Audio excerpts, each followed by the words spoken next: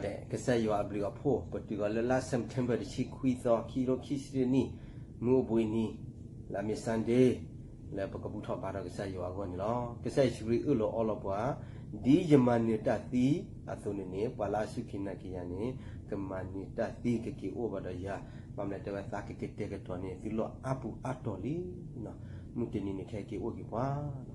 Que se yo abrigo po, porque la last September chi cuido kilo kisini, mubuini, la misande, la pocabuto para que se yo agon lo, que se churi ulo olopoa, di jamanita ti, athunini, pala sukina kiani, kemanita ti kiki over the ya, mamma te va che te toni, filo apu atoli, no, mutini che ogipa. Que se yo abrigo po, porque la last September chi cuido kilo kisini, mubuini, la misande, la pocabuto para que se yo agon lo, que se churi ulo olopoa, di jamanita ti, athunini, pala sukina kiani, kemanita ti kiki over the ya, mamma te va che te toni, filo apu atoli, no, mutini che ogipa. Que se yo abrigo po, porque la last September chi cuido kilo kisini, mubuini, la misande, la pocabuto para que se yo agon lo, que se churi ulo olopoa, di jamanita ti, athunini, pala sukina kiani, kemanita ti kiki over the ya, mamma te va che te toni, filo apu atoli, no, mutini che ogipa. Que se yo abrigo po, porque la last September chi cuido kilo kisini, mubuini, la misande, la pocabuto para que se yo agon lo, que se churi ulo olopoa, di jamanita ti, athunini, pala sukina kiani, kemanita ti kiki over the ya, mamma te va che te toni, filo apu atoli, no, mutini che ogipa. Chapter 25. God's Law Immutable. The temple of God was opened in heaven, and there was seen in his temple the ark of his testament. Revelation 11, verse 19. The ark of God's testament is in the Holy of Holies, the second apartment of the sanctuary. In the ministration of the earthly tabernacle, which served unto the example and shadow of heavenly things, this apartment was opened only upon the great day of atonement for the cleansing of the sanctuary. Therefore the announcement that the temple of God was opened in heaven and the ark of his testament was seen points to the opening of the most holy place of the heavenly sanctuary in 1844, as Christ entered there to perform the closing work of the atonement. Those who by faith followed their great high priest as he entered upon his ministry in the most holy place beheld the ark of his testament. As they had studied the subject of the sanctuary, they had come to understand the Savior's change of ministration, and they saw that he was now officiating before the ark of God, pleading his blood in behalf of sinners. The ark in the tabernacle on earth contained the 2 tables of stone, upon which were inscribed the precepts of the law of God. The ark was merely a receptacle for the tables of the law, and the presence of these divine precepts gave to it its value and sacredness. When the temple of God was opened in heaven, the ark of his testament was seen. Within the Holy of Holies, in the sanctuary in heaven, the divine law is sacredly enshrined, the law that was spoken by God himself amid the thunders of Sinai and written with his own finger on the tables of stone.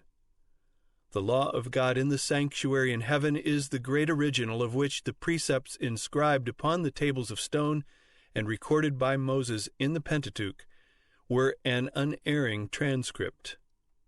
Those who arrived at an understanding of this important point were thus led to see the sacred, unchanging character of the divine law. They saw as never before the force of the Savior's words, "Till heaven and earth pass, one jot or one tittle shall in no wise pass from the law." Matthew 5, verse 18. The law of God, being a revelation of his will, a transcript of his character, must forever endure as a faithful witness in heaven. Not one command has been annulled, not a jot or tittle has been changed. Says the psalmist, "Forever, O Lord, thy word is settled in heaven.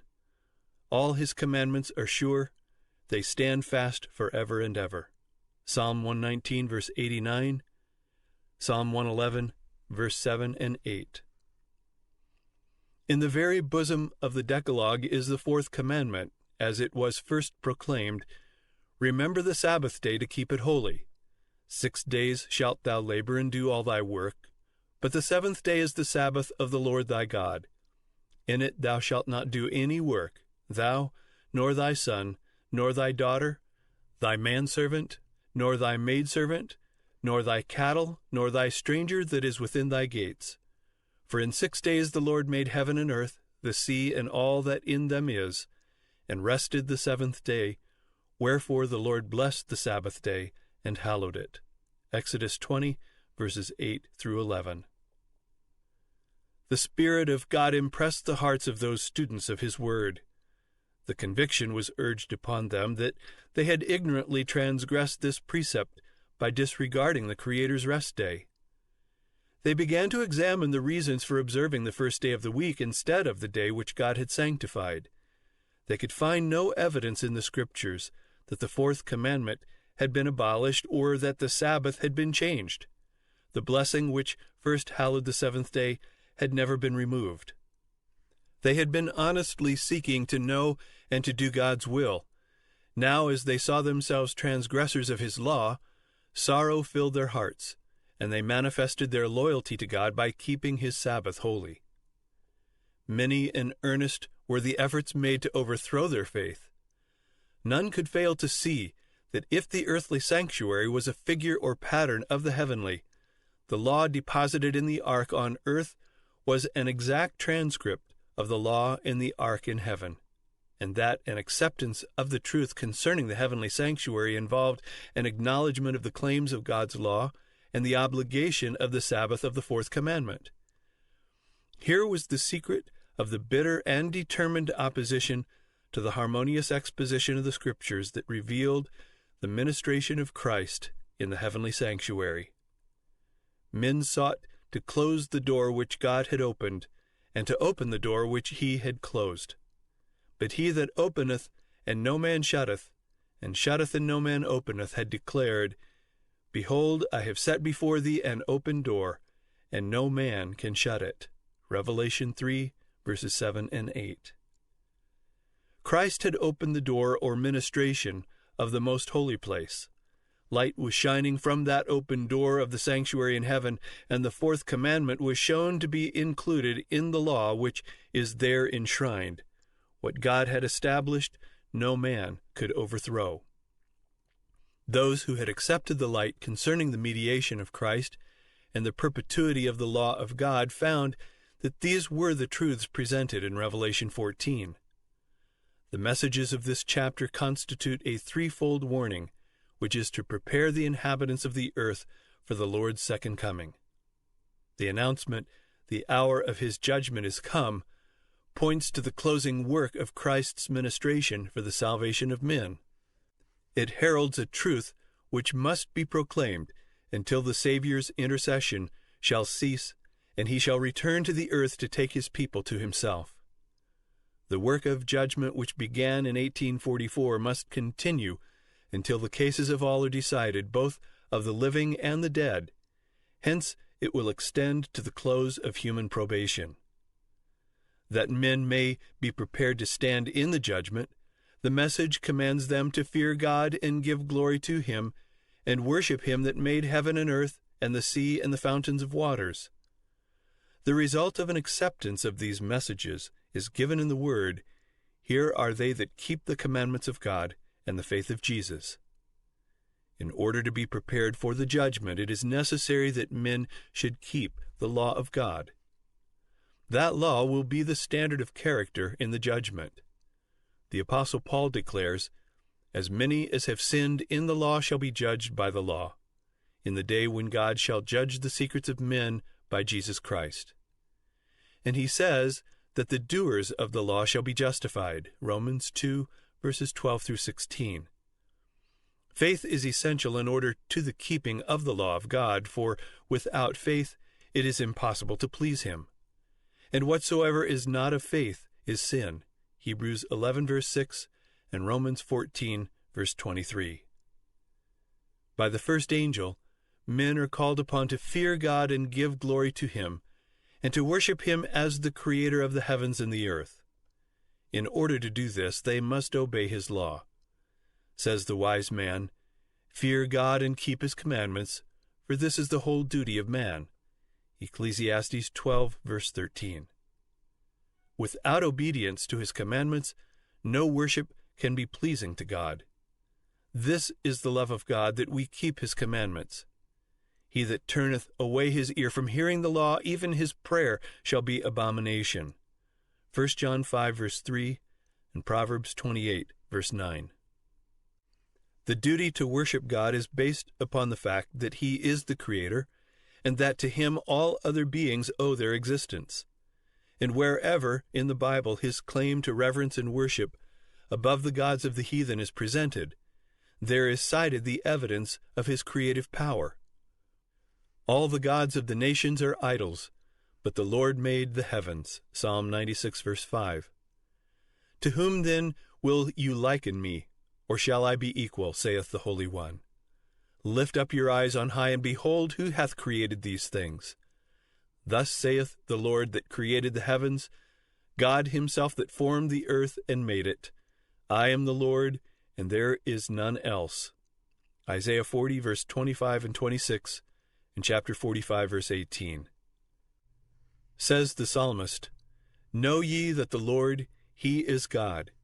It is He that hath made us, and not we ourselves. O come, let us worship and bow down. Let us kneel before the Lord, our Maker. Psalm 100, verse 3, and Psalm 95, verse 6. And the holy beings who worship God in heaven state, as the reason why their homage is due to Him, Thou art worthy, O Lord, to receive glory and honor and power, for Thou hast created all things. Revelation 4, verse 11. In Revelation 14, men are called upon to worship the Creator, and the prophecy brings to view a class that, as the result of the threefold message, are keeping the commandments of God. One of these commandments points directly to God as the Creator. The fourth precept declares, The seventh day is the Sabbath of the Lord thy God. For in 6 days the Lord made heaven and earth, the sea and all that in them is, and rested the seventh day. Wherefore the Lord blessed the Sabbath day and hallowed it. Exodus 20, verses 10 and 11. Concerning the Sabbath, the Lord says further that it is a sign that you may know that I am the Lord your God. Ezekiel 20, verse 20. And the reason given is, For in 6 days the Lord made heaven and earth, and on the seventh day He rested, and was refreshed. Exodus 31, verse 17. Quote, The importance of the Sabbath as the memorial of creation is that it keeps ever present the true reason why worship is due to God, because He is the Creator and we are His creatures. The Sabbath therefore lies at the very foundation of divine worship, for it teaches this great truth in the most impressive manner, and no other institution does this. The true ground of divine worship, not of that on the seventh day merely, but of all worship, is found in the distinction between the Creator and His creatures.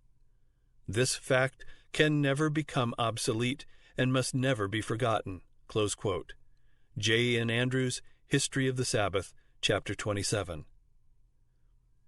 It was to keep this truth ever before the minds of men that God instituted the Sabbath in Eden. And so long as the fact that He is our Creator continues to be a reason why we should worship Him, so long the Sabbath will continue as its sign and memorial.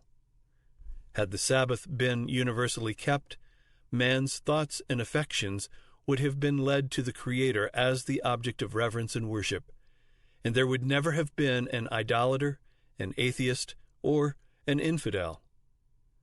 The keeping of the Sabbath is a sign of loyalty to the true God, Him that made heaven and earth and the sea and the fountains of waters. It follows that the message which commands men to worship God and keep His commandments will especially call upon them to keep the fourth commandment. In contrast to those who keep the commandments of God and have the faith of Jesus, the third angel points to another class, against whose errors a solemn and fearful warning is uttered. If any man worship the beast and his image, and receive his mark in his forehead or in his hand, the same shall drink of the wine of the wrath of God. Revelation 14, verses 9 and 10.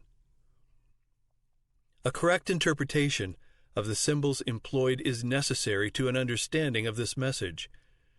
What is represented by the beast, the image, the mark? The line of prophecy in which these symbols are found begins with Revelation 12, with the dragon that sought to destroy Christ at his birth. The dragon is said to be Satan, Revelation 12, verse 9. He it was that moved upon Herod to put the Savior to death. But the chief agent of Satan in making war upon Christ and his people during the first centuries of the Christian era was the Roman Empire, in which paganism was the prevailing religion. Thus, while the dragon primarily represents Satan, it is, in a secondary sense, a symbol of pagan Rome. In chapter 13, verses 1 through 10, is described another beast, like unto a leopard, to which the dragon gave his power and his seat and great authority. This symbol, as most Protestants have believed, represents the papacy, which succeeded to the power and seat and authority once held by the ancient Roman Empire. Of the leopard-like beast it is declared, "There was given unto him a mouth speaking great things and blasphemies. And he opened his mouth in blasphemy against God, to blaspheme his name, and his tabernacle, and them that dwell in heaven. And it was given unto him to make war with the saints, and to overcome them, and power was given him over all kindreds and tongues and nations." This prophecy, which is nearly identical with the description of the little horn of Daniel 7, unquestionably points to the papacy. Power was given unto him to continue 42 months. And says the prophet, "I saw one of his heads as it were wounded to death." And again, "He that leadeth into captivity shall go into captivity. He that killeth with the sword must be killed with the sword." The 42 months are the same as the time and times and the dividing of time, 3 years and a half, or 1260 days, of Daniel 7, the time during which the papal power was to oppress God's people. This period, as stated in preceding chapters, began with the supremacy of the papacy AD 538 and terminated in 1798. At that time the Pope was made captive by the French army, the papal power received its deadly wound, and the prediction was fulfilled, "He that leadeth into captivity shall go into captivity." At this point, another symbol is introduced. Says the prophet, "I beheld another beast coming up out of the earth, and he had 2 horns like a lamb." Verse 11. Both the appearance of this beast and the manner of its rise indicate that the nation which it represents is unlike those presented under the preceding symbols. The great kingdoms that have ruled the world were presented to the prophet Daniel as beasts of prey, rising when the 4 winds of the heaven strove upon the great sea. Daniel 7, verse 2. In Revelation 17, an angel explained that the waters represent peoples and multitudes and nations and tongues. Revelation 17, verse 15. Winds are a symbol of strife. The 4 winds of heaven striving upon the great sea represent the terrible scenes of conquest and revolution by which kingdoms have attained to power. But the beast with lamb-like horns was seen coming up out of the earth. Instead of overthrowing other powers to establish itself, the nation thus represented must arise in territory previously unoccupied and grow up gradually and peacefully. It could not then arise among the crowded and struggling nationalities of the old world, that turbulent sea of peoples and multitudes and nations and tongues. It must be sought in the Western continent. What nation of the New World was in 1798 rising into power, giving promise of strength and greatness, and attracting the attention of the world? The application of the symbol admits of no question. One nation, and only one, meets the specifications of this prophecy. It points unmistakably to the United States of America. Again and again the thought, almost the exact words, of the sacred writer has been unconsciously employed by the orator and the historian in describing the rise and growth of this nation. The beast was seen coming up out of the earth, and according to the translators, the word here rendered coming up literally signifies to grow or spring up as a plant. And as we have seen, the nation must arise in territory previously unoccupied. A prominent writer describing the rise of the United States speaks of, quote, the mystery of her coming forth from vacancy, and says, like a silent seed, we grew into empire, close quote. G.A. Townsend, The New World Compared with the Old, page 462. A European journal in 1850 spoke of the United States as a wonderful empire which was, quote, emerging and amid the silence of the earth daily adding to its power and pride, close quote, the Dublin nation. Edward Everett, in an oration on the Pilgrim founders of this nation, said, quote, did they look for a retired spot, inoffensive for its obscurity, and safe in its remoteness, where the little church of Leyden might enjoy the freedom of conscience? Behold the mighty regions over which, in peaceful conquest, they have borne the banners of the cross. Close quote. Speech delivered at Plymouth, Massachusetts, December 22, 1824, page 11. And he had 2 horns like a lamb. The lamb-like horns indicate youth, innocence, and gentleness, fitly representing the character of the United States when presented to the prophet as coming up in 1798.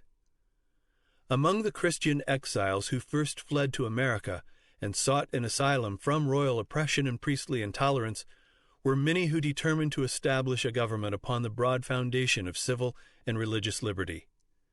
Their views found place in the Declaration of Independence, which sets forth the great truth that all men are created equal and endowed with the inalienable right to life, liberty, and the pursuit of happiness. And the Constitution guarantees to the people the right of self-government, providing that representatives elected by the popular vote shall enact and administer the laws. Freedom of religious faith was also granted, every man being permitted to worship God according to the dictates of his conscience. Republicanism and Protestantism became the fundamental principles of the nation. These principles are the secret of its power and prosperity. The oppressed and downtrodden throughout Christendom have turned to this land with interest and hope. Millions have sought its shores, and the United States has risen to a place among the most powerful nations of the earth. But the beast with lamb-like horns spake as a dragon, and he exercises all the power of the first beast before him, and causes the earth and them which dwell therein to worship the first beast, whose deadly wound was healed, saying to them that dwell on the earth, that they should make an image to the beast, which had the wound by a sword, and did live. Revelation 13, verses 11 through 14. The lamb-like horns and dragon voice of the symbol point to a striking contradiction between the professions and the practice of the nation thus represented. The speaking of the nation is the action of its legislative and judicial authorities. By such action, it will give the lie to those liberal and peaceful principles which it has put forth as the foundation of its policy. The prediction that it will speak as a dragon and exercise all the power of the first beast plainly foretells a development of the spirit of intolerance and persecution that was manifested by the nations represented by the dragon and the leopard-like beast. And the statement that the beast with the 2 horns causes the earth and them which dwell therein to worship the first beast indicates that the authority of this nation is to be exercised in enforcing some observance which shall be an act of homage to the papacy. Such action would be directly contrary to the principles of this government, to the genius of its free institutions, to the direct and solemn avowals of the Declaration of Independence, and to the Constitution. The founders of the nation wisely sought to guard against the employment of secular power on the part of the church, with its inevitable result, intolerance and persecution. The Constitution provides that Congress shall make no law respecting an establishment of religion or prohibiting the free exercise thereof, and that no religious test shall ever be required as a qualification to any office or public trust under the United States. Only in flagrant violation of these safeguards to the nation's liberty can any religious observance be enforced by civil authority. But the inconsistency of such action is no greater than is represented in the symbol. It is the beast with lamb-like horns, in profession pure, gentle, and harmless, that speaks as a dragon, saying to them that dwell on the earth that they should make an image to the beast. Here is clearly presented a form of government in which the legislative power rests with the people, a most striking evidence that the United States is the nation denoted in the prophecy. But what is the image to the beast, and how is it to be formed? The image is made by the two-horned beast, and is an image to the beast. It is also called an image of the beast. Then to learn what the image is like and how it is to be formed, we must study the characteristics of the beast itself, the papacy. When the early church became corrupted by departing from the simplicity of the gospel and accepting heathen rites and customs, she lost the spirit and power of God, and in order to control the consciences of the people, she sought the support of the secular power. The result was the papacy, a church that controlled the power of the state and employed it to further her own ends, especially for the punishment of heresy. In order for the United States to form an image of the beast, the religious power must so control the civil government that the authority of the state will also be employed by the church to accomplish her own ends. Whenever the church has obtained secular power, she has employed it to punish dissent from her doctrines. Protestant churches that have followed in the steps of Rome by forming alliance with worldly powers have manifested a similar desire to restrict liberty of conscience. An example of this is given in the long-continued persecution of dissenters by the Church of England. During the 16th and 17th centuries, thousands of nonconformist ministers were forced to flee from their churches, and many, both of pastors and people, were subjected to fine, imprisonment, torture, and martyrdom. It was apostasy that led the early church to seek the aid of the civil government, and this prepared the way for the development of the papacy, the beast. Said Paul, "There shall come a falling away, and that man of sin be revealed." 2 Thessalonians 2, verse 3. So apostasy in the church will prepare the way for the image to the beast. The Bible declares that before the coming of the Lord, there will exist a state of religious declension similar to that in the first centuries. In the last days perilous times shall come. For men shall be lovers of their own selves, covetous, boasters, proud, blasphemers, disobedient to parents, unthankful, unholy, without natural affection, truce breakers, false accusers, incontinent, fierce, despisers of those that are good, traitors, heady, high-minded, lovers of pleasures more than lovers of God, having a form of godliness, but denying the power thereof. 2 Timothy 3, verses 1 through 5. Now the Spirit speaketh expressly, that in the latter times some shall depart from the faith, giving heed to seducing spirits and doctrines of devils. 1 Timothy 4, verse 1. Satan will work with all power and signs and lying wonders, and with all deceivableness of unrighteousness. And all that receive not the love of the truth, that they might be saved, will be left to accept strong delusion, that they should believe a lie. 2 Thessalonians 2, verses 9 through 11. When this state of ungodliness shall be reached, the same results will follow as in the first centuries. The wide diversity of belief in the Protestant churches is regarded by many as decisive proof that no effort to secure a forced uniformity can ever be made. But there has been for years, in churches of the Protestant faith, a strong and growing sentiment in favor of a union based upon common points of doctrine. To secure such a union, the discussion of subjects upon which all were not agreed, however important they might be from a Bible standpoint, must necessarily be waived. Charles Beecher, in a sermon in the year 1846, declared that the ministry of, quote, the evangelical Protestant denominations is not only formed all the way up under a tremendous pressure of merely human fear, but they live and move and breathe in a state of things radically corrupt, and appealing every hour to every baser element of their nature to hush up the truth and bow the knee to the power of apostasy.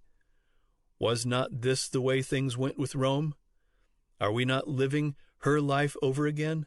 And what do we see just ahead? Another General Council, a World's Convention, Evangelical Alliance, and Universal Creed. Close quote. Sermon on The Bible a Sufficient Creed, delivered at Fort Wayne, Indiana, February 22, 1846. When this shall be gained, then, in the effort to secure complete uniformity, it will be only a step to the resort to force. When the leading churches of the United States, uniting upon such points of doctrine as are held by them in common, shall influence the state to enforce their decrees and to sustain their institutions, then Protestant America will have formed an image of the Roman hierarchy, and the infliction of civil penalties upon dissenters will inevitably result. The beast with two horns causes or commands all, both small and great, rich and poor, free and bond, to receive a mark in their right hand or in their foreheads, and that no man might buy or sell, save he that had the mark, or the name of the beast, or the number of his name. Revelation 13, verses 16 and 17. The third angel's warning is, if any man worship the beast in his image, and receive his mark in his forehead or in his hand, the same shall drink of the wine of the wrath of God. The beast mentioned in this passage, whose worship is enforced by the two-horned beast, is the first, or leopard-like beast of Revelation 13, the Papacy. The image to the beast represents that form of apostate Protestantism which will be developed when the Protestant churches shall seek the aid of the civil power for the enforcement of their dogmas. The mark of the beast still remains to be defined. After the warning against the worship of the beast and his image, the prophecy declares, here are they that keep the commandments of God and the faith of Jesus. Since those who keep God's commandments are thus placed in contrast with those that worship the beast in his image and receive his mark, it follows that the keeping of God's law on the one hand, and its violation on the other, will make the distinction between the worshippers of God and the worshippers of the beast. The special characteristic of the beast, and therefore of his image, is the breaking of God's commandments. Says Daniel of the little horn, the Papacy, he shall think to change times and the law. Daniel 7, verse 25, Revised Version. And Paul styled the same power the man of sin, who was to exalt himself above God. One prophecy is a complement of the other. Only by changing God's law could the papacy exalt itself above God. Whoever should understandingly keep the law as thus changed would be giving supreme honor to that power by which the change was made. Such an act of obedience to papal laws would be a mark of allegiance to the Pope in the place of God. The papacy has attempted to change the law of God. The second commandment forbidding image worship has been dropped from the law, and the fourth commandment has been so changed as to authorize the observance of the first instead of the seventh day as the Sabbath. But papists urge, as a reason for omitting the second commandment, that it is unnecessary being included in the first, and that they are giving the law exactly as God designed it to be understood. This cannot be the change foretold by the prophet, An intentional, deliberate change is presented. He shall think to change the times and the law. The change in the fourth commandment exactly fulfills the prophecy. For this, the only authority claimed is that of the church. Here the papal power openly sets itself above God. While the worshippers of God will be especially distinguished by their regard for the fourth commandment, since this is the sign of his creative power and the witness to his claim upon man's reverence and homage, the worshippers of the beast will be distinguished by their efforts to tear down the Creator's memorial to exalt the institution of Rome. It was in behalf of the Sunday that Popery first asserted its arrogant claims, and its first resort to the power of the state was to compel the observance of Sunday as the Lord's Day. But the Bible points to the seventh day and not to the first as the Lord's Day. Said Christ, "The Son of Man is Lord also of the Sabbath." The fourth commandment declares, "The seventh day is the Sabbath of the Lord." And by the prophet Isaiah, the Lord designates it my holy day. Mark 2, verse 28, Isaiah 58, verse 13. The claim so often put forth that Christ changed the Sabbath is disproved by his own words. In his Sermon on the Mount, he said, "Think not that I am come to destroy the law or the prophets. I am not come to destroy, but to fulfill. For verily I say unto you, till heaven and earth pass, one jot or one tittle shall in no wise pass from the law till all be fulfilled. Whosoever therefore shall break one of these least commandments, and shall teach men so, he shall be called the least in the kingdom of heaven. But whosoever shall do and teach them, the same shall be called great in the kingdom of heaven." Matthew 5, verses 17 through 19. It is a fact generally admitted by Protestants that the Scriptures give no authority for the change of the Sabbath. This is plainly stated in publications issued by the American Tract Society and the American Sunday School Union. One of these works acknowledges, quote, "the complete silence of the New Testament so far as any explicit command for the Sabbath," and in brackets they have Sunday, the first day of the week, or definite rules for its observance are concerned, close quote. George Eliot, The Abiding Sabbath, page 184. Another says, quote, "Up to the time of Christ's death, no change had been made in the day, and so far as the record shows, they, the apostles, did not give any explicit command enjoining the abandonment of the seventh-day Sabbath and its observance on the first day of the week." Close quote. A. E. Waffle, The Lord's Day, pages 186 to 188. Roman Catholics acknowledge that the change of the Sabbath was made by their church and declare that Protestants, by observing the Sunday, are recognizing her power. In the Catholic Catechism of Christian Religion, in answer to a question as to the day to be observed in obedience to the fourth commandment, this statement is made, quote, "During the Old Law, Saturday was the day sanctified, but the Church, instructed by Jesus Christ and directed by the Spirit of God, has substituted Sunday for Saturday. So now we sanctify the first, not the seventh day. Sunday means, and now is, the day of the Lord." Close quote. As the sign of the authority of the Catholic Church, Papist writers cite, quote, "the very act of changing the Sabbath into Sunday, which Protestants allow of, because by keeping Sunday they acknowledge the Church's power to ordain feasts and to command them under sin." Close quote. Henry Tuberville, An Abridgment of the Christian Doctrine, page 58. What then is the change of the Sabbath but the sign or mark of the authority of the Roman Church, the mark of the beast? The Roman Church has not relinquished her claim to supremacy, and when the world and the Protestant churches accept a Sabbath of her creating, while they reject the Bible Sabbath, they virtually admit this assumption. They may claim the authority of tradition and of the fathers for the change, but in so doing they ignore the very principle which separates them from Rome, that the Bible and the Bible only is the religion of Protestants. The papist can see that they are deceiving themselves, willingly closing their eyes to the facts in the case. As the movement for Sunday enforcement gains favor, he rejoices, feeling assured that it will eventually bring the whole Protestant world under the banner of Rome. Romanists declare that, quote, the observance of Sunday by the Protestants is an homage they pay, in spite of themselves, to the authority of the Catholic Church. Close quote.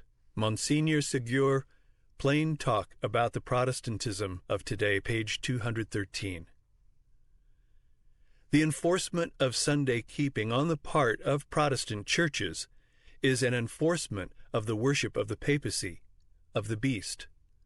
Those who, understanding the claims of the Fourth Commandment, choose to observe the false instead of the true Sabbath, are thereby paying homage to that power by which alone it is commanded.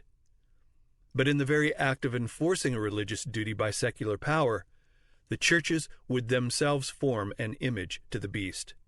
Hence, the enforcement of Sunday keeping in the United States would be an enforcement of the worship of the beast and his image. But Christians of past generations observed the Sunday, supposing that in so doing they were keeping the Bible Sabbath.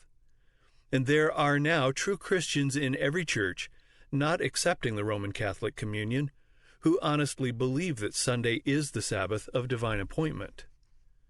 God accepts their sincerity of purpose and their integrity before him. But when Sunday observance shall be enforced by law, and the world shall be enlightened concerning the obligation of the true Sabbath, then whoever shall transgress the command of God, to obey a precept which has no higher authority than that of Rome, will thereby honor popery above God. He is paying homage to Rome and to the power which enforces the institution ordained by Rome. He is worshiping the beast and his image. As men then reject the institution which God has declared to be the sign of his authority, and honor in its stead that which Rome has chosen as the token of her supremacy, they will thereby accept the sign of allegiance to Rome, the mark of the beast. And it is not until the issue is thus plainly set before the people, and they are brought to choose between the commandments of God and the commandments of men, that those who continue in transgression will receive the mark of the beast. The most fearful threatening ever addressed to mortals is contained in the third angel's message. That must be a terrible sin which calls down the wrath of God unmingled with mercy. Men are not to be left in darkness concerning this important matter. The warning against this sin is to be given to the world before the visitation of God's judgments, that all may know why they are to be inflicted and have opportunity to escape them. Prophecy declares that the first angel would make his announcement to every nation and kindred and tongue and people. The warning of the third angel, which forms a part of the same threefold message, is to be no less widespread. It is represented in the prophecy as being proclaimed with a loud voice by an angel flying in the midst of heaven, and it will command the attention of the world. In the issue of the contest, all Christendom will be divided into two great classes: those who keep the commandments of God and the faith of Jesus, and those who worship the beast and his image and receive his mark. Although church and state will unite their power to compel all, both small and great, rich and poor, free and bond, to receive the mark of the beast, yet the people of God will not receive it. The prophet of Patmos beholds them that had gotten the victory over the beast, and over his image, and over his mark, and over the number of his name, stand on the sea of glass, having the harps of God, and singing the song of Moses and the Lamb. Revelation 15, verses 2 and 3.